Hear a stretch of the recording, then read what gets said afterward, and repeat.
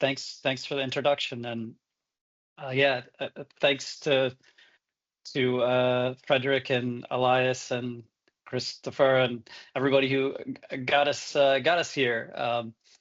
It's a total pleasure. So what myself, my colleague Amok and Shandor, we are working on shell finite element analysis. We all work in the area of steel thin-walled structures, and we're doing a lot of finite element analysis, mostly with commercial programs.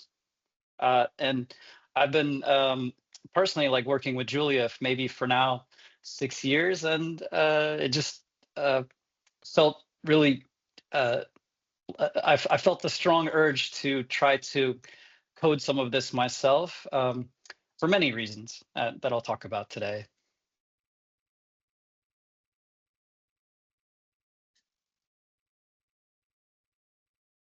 Sorry, jump to the end.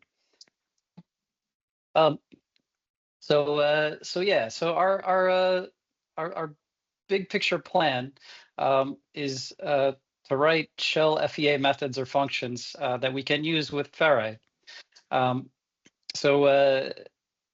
Yeah, like I posed the title as like a library, but maybe it's more like we're trying to just build off of the Ferrite internals to have our own capabilities. Also, we're very interested in trying to make these finite element formulations more easily accessible, and also allow folks who maybe aren't so familiar with coding to add them. So we're using, this is a picture here of a thin-walled steel stud that could be in a building there in Copenhagen that's helping to hold up the building. And we use Abacus or LS-Dyno or ANSYS, and what we have an urge to like to have some open source alternative, but also to like have some more control over the element types. Like so there's just a few element types in most of these programs, and we would like to be able to dig around a little bit more and maybe improve even their behavior performance, add specific capabilities. And as I said, like we're also interested in trying to move to more challenging physics like geometric nonlinearity. Like myself, Amok, and Shandor were like buckling people, and so we need that kind of stuff as well.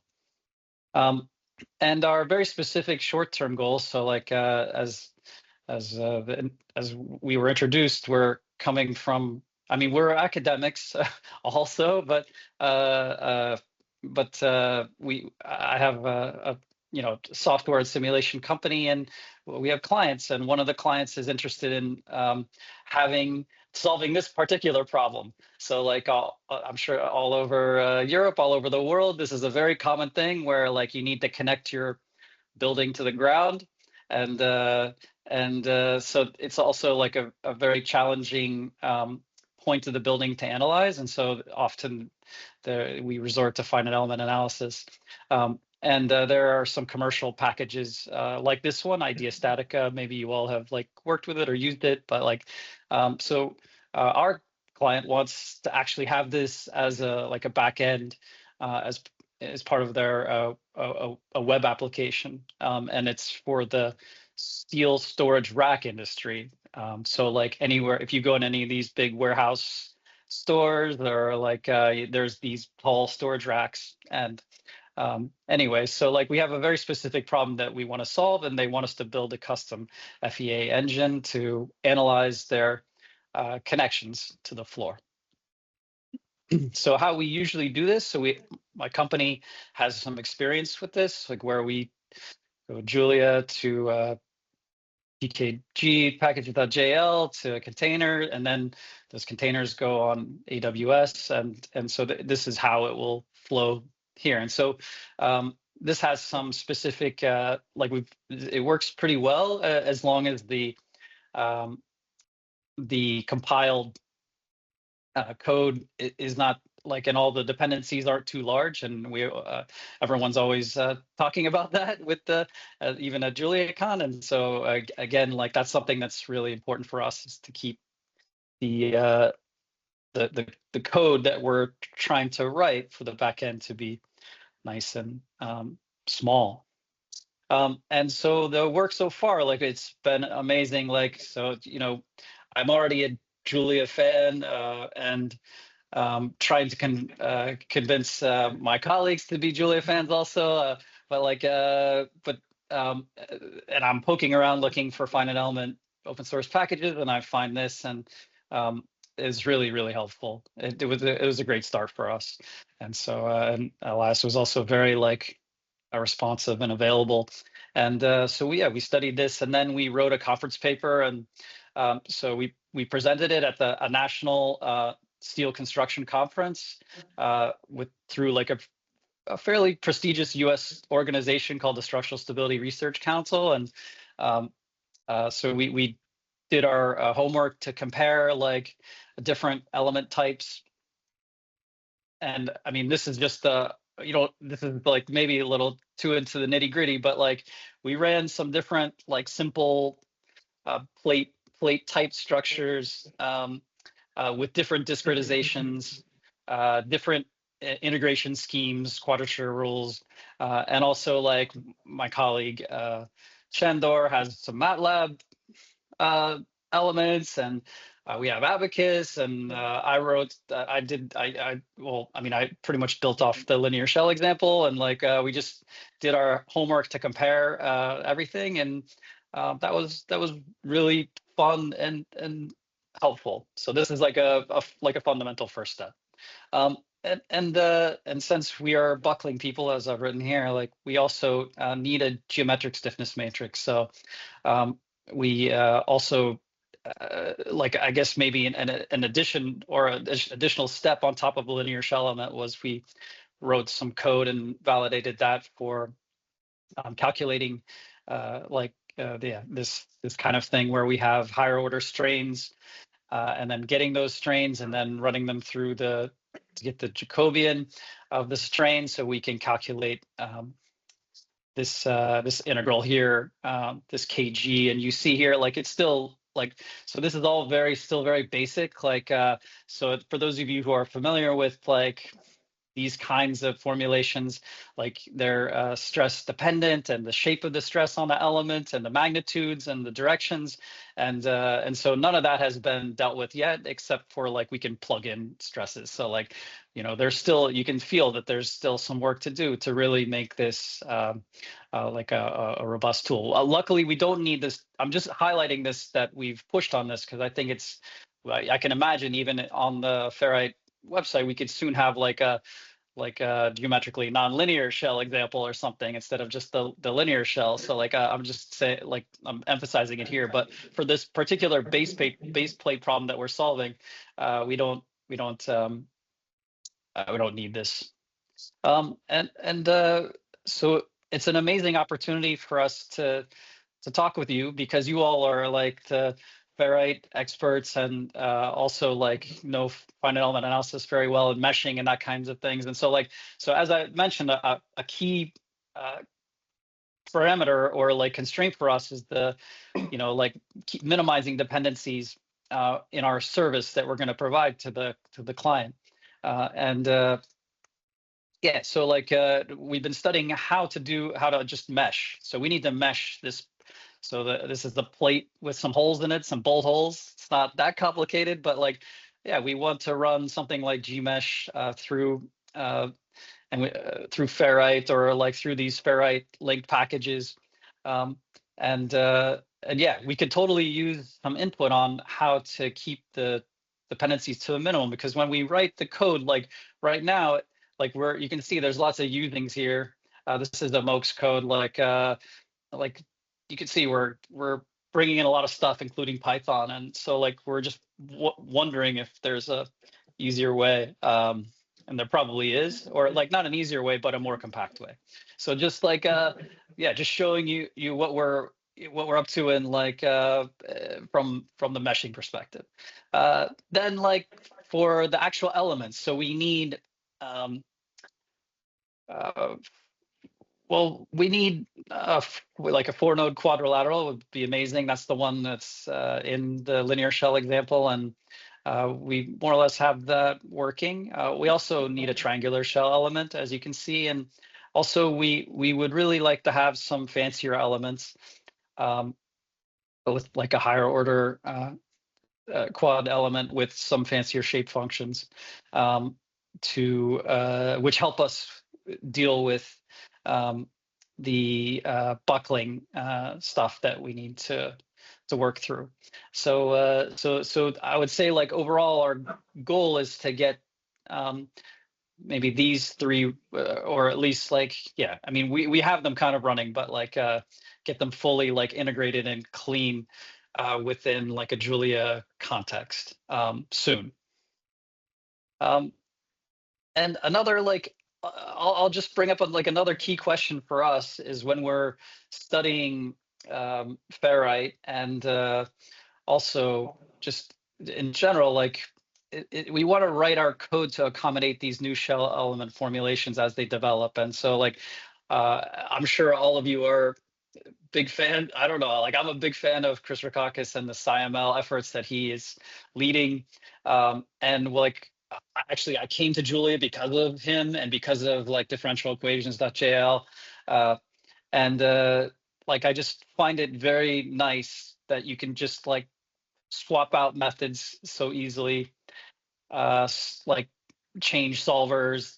And like if you look at the internals, you start looking at the internals, like the diffie base, for example, like you can see something like this. And I would really like to work on something like this for these different element formulations. And I'm not sure, but I don't think I've quite seen that in Ferrite so far. So again, like I'm coming out like pretty much Frederick got me out of my cave here in Baltimore, Maryland, to like talk to you all. But like, so like it's I'm just trying to take this opportunity to like again ask this question of like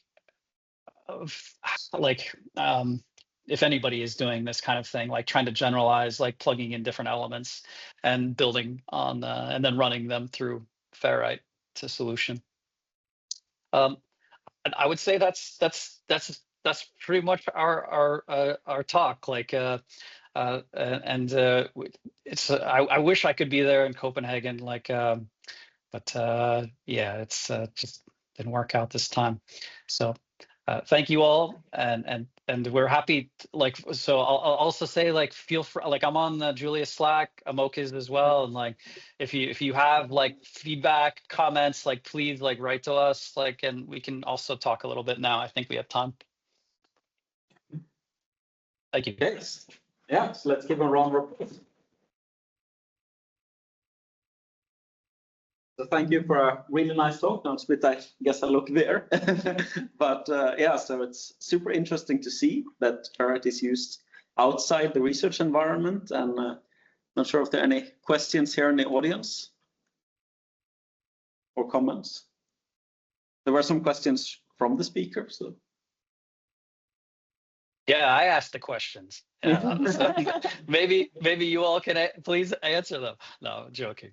No, I have one question that when you show the different element formulations for the play or the shape there exactly. So when you're writing out this, what are your requirements in terms of continuity across, so between elements? Because here we have the different modes.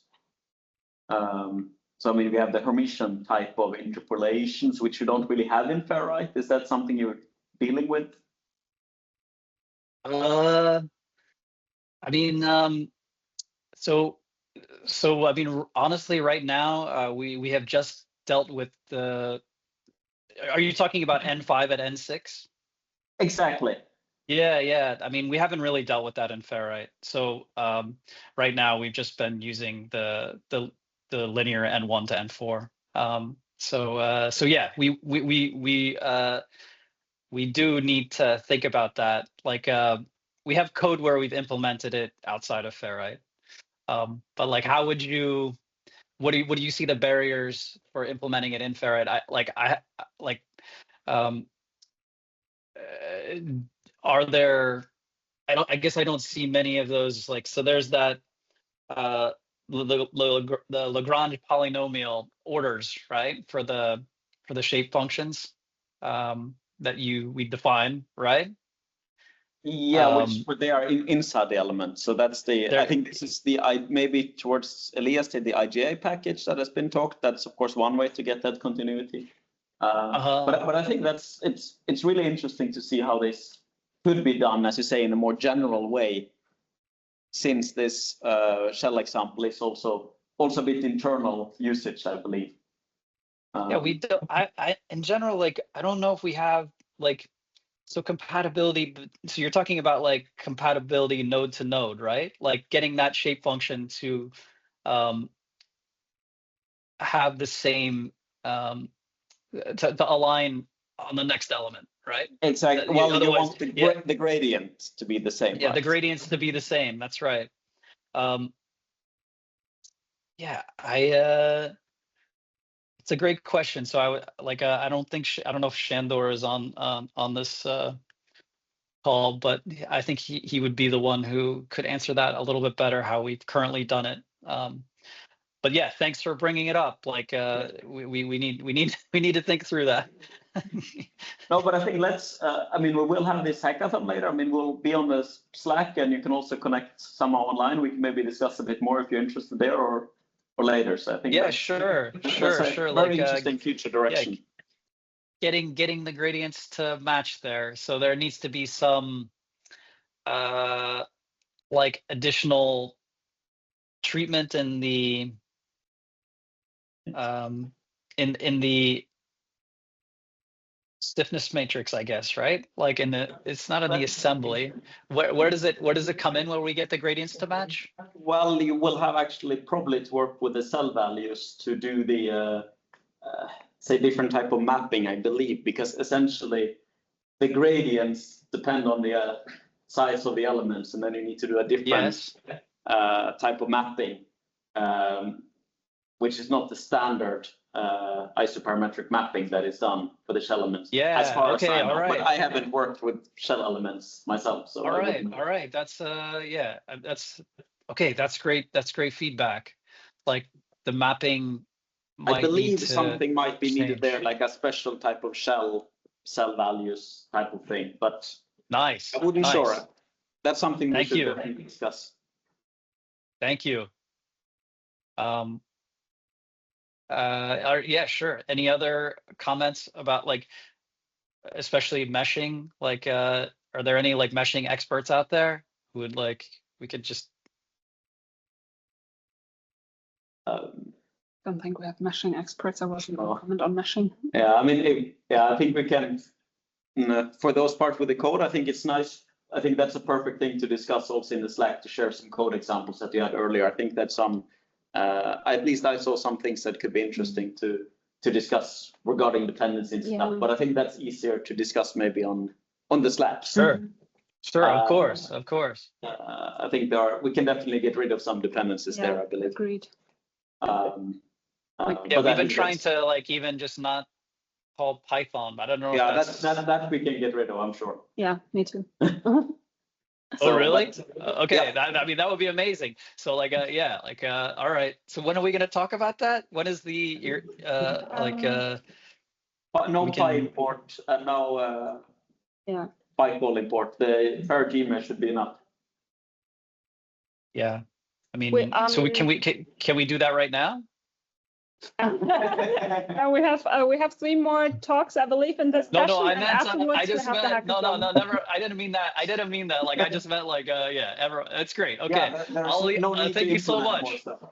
Yeah, I didn't mean that. I didn't mean right now. Sorry. Okay, thanks everyone. 1 or 2 hours at the hackathon, then it will be perfect. Okay, sweet. But thanks a lot. Yeah, totally. Thanks to everybody, and it's so exciting. It's very exciting. I'm wearing my Julius shirt even, so there you go. You can see it. All right. Just one more. Okay.